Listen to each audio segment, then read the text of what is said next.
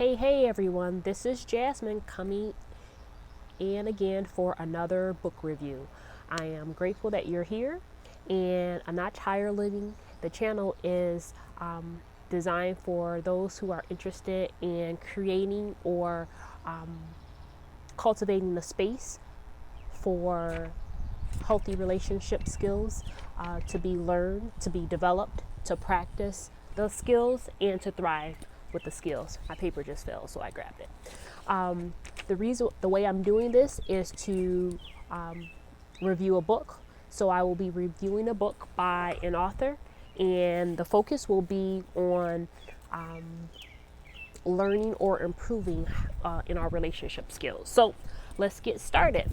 So the first book that I have today is No Hard Feelings, and it is written by Liz Fosslien and Molly West Duffy. And this book, it actually has, 233 pages. I'll always give you the author and the number of pages just so that you have that information. So there are 3 takeaways that I have for this book, and it's about to rain, so I'm going to put up my umbrella because we're going to finish this video, okay? So 3 takeaways that I have for this book. The first takeaway is that the author, they present a new way of thinking about emotions at work. And by a new way of thinking, what I mean is that a lot of times emotions at work has been a taboo topic. You're supposed to leave your home life at the door, and you're just supposed to get to work. You're supposed to get things going and not really come as a whole person. It's all about the work and not about you as a person. But the authors, they posit that the new way of thinking about work is that it's a little bit different. Like, we're emotional beings. There's no way that we're going to leave that at the door, and somehow over a period of time of 8 hours or however long you work, you're supposed to show up non-emotionalist or emotionless, and then you're supposed to turn yourself on or off. How can you turn yourself on or off as a person? Let's ponder. Not possible. So I'm going to show you this page because the authors, they are so good in having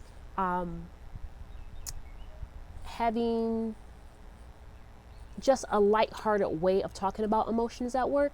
And what I really like about it is that it's talking about a topic that's not normally conversated, but it's talking about it in such a way that it can be normalized, that the new rules of emotions at work mean that I can acknowledge that I have emotions at work, but I don't have to let my emotions overtake me in the way that they come out. So that was point number 1.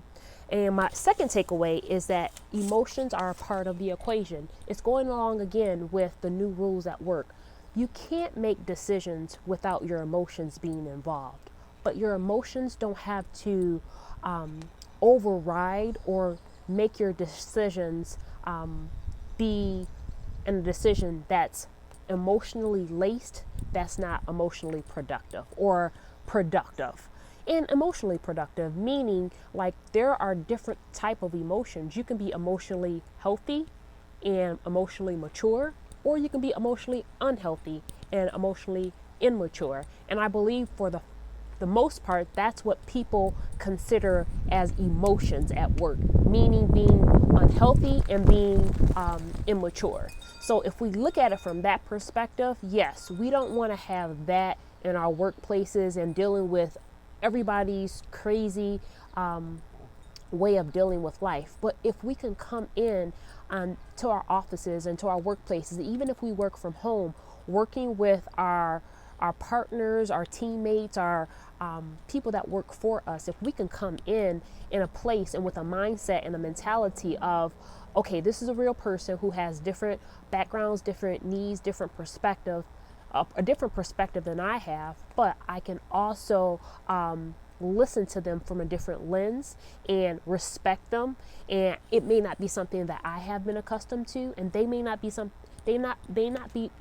accustomed to what I've been accustomed to, but we still can work as a team, and we still can work and not ignore our emotions and ignore what's going on inside, but we can navigate it in a healthier, productive way so that we can get the job done, because ultimately it's about getting the goal accomplished. But we don't get that goal accomplished without working with others. And people come with their feelings, and they come with their emotional background or their emotional makeup. So let's go into takeaway number 3, which is perfect. Your feelings aren't facts. So your feelings aren't the dead, hard facts. Your feelings are your feelings, so we can acknowledge them as such, but you don't have to base everything on your feeling. So the authors talk about why you shouldn't get emotional about your emotions, meaning like you can feel like someone ignored you, or you can feel like someone isn't listening to you, but what I don't have to do is get in my feelings, enter Drake. I don't have to be in my feelings and never talk to you again and treat you the way that I feel that you treat me. What I can do is say like, okay, what's going inside of me? Jazz, okay, they normally don't cut me off when I'm in a meeting. Let's see what's going on. I don't have to shut you down, cut you off, and just totally shut off and shut down from communicating with you. That's getting emotional about my feelings. I can acknowledge that, you know what, that made me feel a little bit rejected. That made me feel angry. That made me feel really hurt because of the way that I was treated. So if I own that, and if I'm not getting emotional about it, it's like, okay, I'm owning my hurt, I'm owning my anger, I'm owning my rejection. It exists. I acknowledge it. Okay, we're going to put you here, and we're not going to pretend like you don't exist. And then what I'm going to do is say, hey, Chad, when we were in the meeting, you just cut me off, and I was in the middle of my point. Was there something going on that, I'm not aware of? He could say whatever. He could say like, I had no idea. I was just so excited about it, when you were starting to say what you were saying.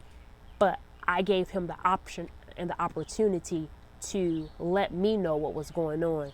He could say whatever, but if I am emotional about my feelings or about my emotions, and then I don't allow him the chance to give me the actual fact, my feelings become the fact, and then my feelings can be wrong because it's not factual. So with the authors providing us that background and that takeaway, I thought that was really, really, really helpful. So this book is not a hard read. It really is a fun read. They offer humor, lightheartedness, and what they also do is they provide templates for us to use. There's even assessments in the book that you can take about your team and your organization. Let me show you the book again. And the book is, again, No Hard Feelings. Get close up. So ultimately, this book has really helped me acknowledge and navigate through my emotions really at work, and by acknowledging and recognizing that it's okay to be irritated, angry, or upset. And not only that I have to be positive all the time. Can you still see the book? Okay. What is most important is how I navigate through those emotions. So it's been really helpful to see that. And the hope and the goal of the authors will be to navigate through them, my emotions, in an emotionally healthy and or mature way. Both. This is the part that I know I may need and many others may need to learn, but it is possible for us to do. And what the authors are providing us is with a template to say your emotions are real. You can't ignore those emotions. So since they are real and since they are something that we were all born with, why not recognize them? And in that new mindset and that new thought process, why don't we look at them for what they are and build skills that are healthier and more productive as we're working with people in our workplace. So we don't have to have hard feelings, and embracing our emotions at work, it can be beneficial for ourselves, for our organizations, for our teams, for our teammates, for those we work for and those who work with us or work for us, for entrepreneurs, for business owners, for business professionals. There are so many people because people are people. And I looked over the side, people are people. So our emotions are something that we have to be ashamed of. Our emotions they are something that we can embrace and that we can come to the table full force and head on, knowing that we matter as people, and because we do, we can show up and we can create environments that have spaces that people want to be around us, and we can get the job done, and it can be a win-win successfully for ourselves because we're fulfilled in the area that we are working in, and we are contributing to a greater society. So that's all for today. Again, the book is No Hard Feelings, and you can pick it up at any online retailer. And then if you have any book suggestions, or if you have something that you would like to see me review, a book that you would like to have me review, please leave a comment, or you can contact me at an email address that is listed in the chat below, and you can send me that information. I read and review nonfiction and anything that's going to help us learn and help us develop better relationship skills. I hope you have a great one, and until next time, keep on being the best you.